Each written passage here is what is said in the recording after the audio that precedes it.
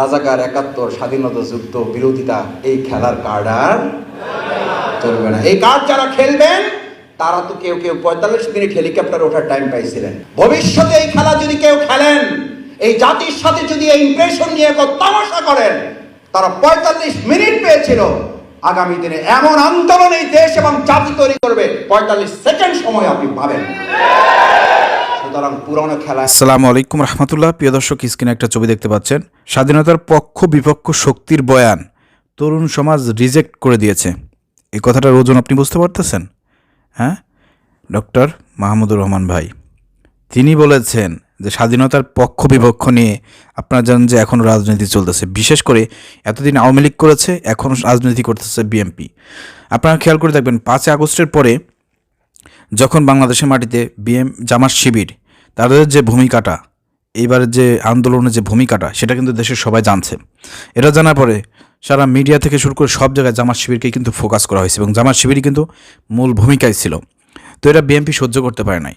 তারা মানে জামাতকে দমানোর জন্য, শিবিরকে দমানোর জন্য এক ধরনের ব্লেম দেওয়া শুরু করলো। তারা পিছনে সেই 54-55 বছর আগের সেই 71-এর বিষয়টা আবার তুলে নিয়ে এসেছে। তারা বলতে চায় জামাত শিবির তারা 71 বিরোধী, তারা আপনার স্বাধীনতা বিরোধী, এই সমস্ত কথাবার্তা বলে জামাত শিবিরকে ঘায়েল করতে চায়, যেটা এতদিন আওয়ামী লীগ করেছে। কিন্তু মনে রাখতে হবে, এই আওয়ামী লীগ জামাত শিবিরকে মানে শেষ করে দেওয়ার জন্য, তাদেরকে দমন করার জন্য যে 71কে ব্যবহার করেছিল, সেই 71কে ব্যবহার করে তাদের নেতাদেরকে হত্যা করছে ঠিকই, কিন্তু জামাত শিবিরকে শেষ করতে পারে নাই। এরা কিন্তু মাথায় রাখতে হবে। আরও জামাত শিবির আগের চাইতে আরও ডাবল পরিমাণ শক্তি নিয়ে তারা মাঠে ময়দানে আছে এবং এই 5 আগস্টের মতন একটা এই স্বৈরাচারী সরকারকে, হাসিনাকে উৎখাত করেছে এবং ছাত্র জনতার মাধ্যমে যে বিপ্লব সৃষ্টি হয়েছে তার পিছনে জামাত শিবির অতপরিতভাবে কাজ করেছে। আপনারা দেখতে পাবেন ঢাকা বিশ্ববিদ্যালয় থেকে শুরু করে বাংলাদেশের সমস্ত বিশ্ববিদ্যালয়, প্রাইভেট বিশ্ববিদ্যালয়, সব জায়গাতে, কলেজ, ইউনিভার্সিটিতে যারা সমন্বয়ক হিসেবে যারা গুরুত্বপূর্ণ ভূমিকা পালন করেছে, এবারের আন্দোলন চালিয়ে নিয়েছে, সেই সব সমন্বয়কদের মধ্যে বেশিরভাগই সমন্বয়ক ছিল শিবিরের। তার মানে কি আপনি বুঝতে পারছেন?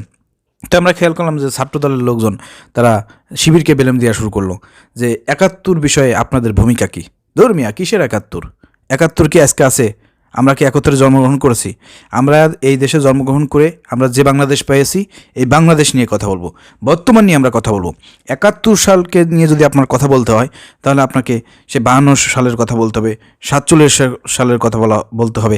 এর আগে যত সাল গেছে, যতবার বাংলাদেশ স্বাধীন হয়েছে, অথবা বাংলাদেশের আগে বাংলাদেশ যে নামে ছিল, ভারতের সাথে ছিল, সেসব বিষয় নিয়ে আপনাকে কথা বলতে হবে। এত কথা বলার টাইম তো আমাদের নাই। আমাদের সামনে তাকাতে হবে, সামনের দিক আমাদের তাকাইতে হবে, পিছনের দিক তাকানোর সুযোগ আমাদেরকে নাই। পিছনের দিক দেখার সময় আমাদেরকে নাই। 71-এ কী রাখি করছে না করছে ওটা তো দেখে লাভ নাই। বর্তমান তরুণ প্রজন্ম এই 71-এর পক্ষ বিপক্ষ এটা রিজেক্ট করে দিয়েছে। এটাই মাহমুদুর রহমান এখানে বলেছেন। তিনি সাহসিকতার সঙ্গে যে কথাটি বলেছেন, খুবই গুরুত্বপূর্ণ একটি কথা বলেছেন, ইনফরমেশন দিয়েছেন যে স্বাধীনতার পক্ষ বিপক্ষের কথা বলে জামাতকে ঘায়েল করতে চাও, ছোট করতে চাও, অপমান করতে চাও, দেশের মানুষের কাছে জামাত সম্পর্কে নেগেটিভ ধারণা দিতে চাও, এটা বলে কোনো লাভ নাই। কারণ বর্তমান তরুণ সমাজ, ছাত্র জনতা, দেশের মানুষ এই 71-এর যে বিষয়টা পক্ষ বিপক্ষ, এই বিষয়টা রিজেক্ট করে দিয়েছে। ঠিক আছে? তো আসলে বিএনপি এটা আবার নতুন করে ঘায়েল শুরু করছে জামাতকে, যে 71-এ তাদের কী ছিল অর্জন। এখন বিএনপিতে বাংলাদেশে ওই আপনার 71-এই জিয়াউর রহমান কী করেছে না করেছে সেটা তো আপনারা জানেন। সেটা নিয়ে হচ্ছে তাদের গর্ব, সেটা তাদের ব্যাপার, গর্ব করতে পারে। কিন্তু আমাদের গর্ব হচ্ছে 24-এর গর্ব। 24-এ আমাদের বর্তমান প্রজন্মের সামনে জামাত ইসলামী ছাত্র শিবির কী কাজ করেছে সেটা কিন্তু সবার সামনে ওপেন। তো এইসব ক্ষেত্রে জামাত শিবিরের জনপ্রিয়তা যখন বেড়ে যাচ্ছে, তখন বিএনপি কিন্তু হিংসায় জ্বলে পড়ে মরে যাচ্ছে এবং তারা চিন্তা করতেছে জামাত তো ক্ষমতা চলে আসবে। এখন কি করা যায়? এখন সেই 54-55 বছর আগের সেই 71-কে এখন সামনে টেনে নিয়ে এসেছে।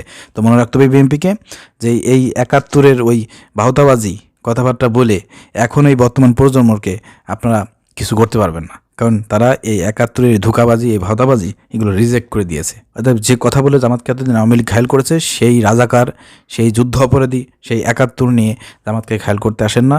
কারণ ডক্টর শফিকুল ইসলাম মাসুদ ভাই, বাংলাদেশ জামাত ইসলামের দক্ষিণের সেক্রেটারি, তিনি বলেছেন যে এই আওয়ামী লীগ এতদিন জামাতকে 71-এর ট্যাগ লাগিয়ে হত্যা করেছে, শেষ করে দেওয়ার প্রচেষ্টা করেছে, বরঞ্চ তারাই কিন্তু বিমানে অথবা হেলিকপ্টারে কিন্তু ওঠার জন্য 45 মিনিট সময় পেয়েছে।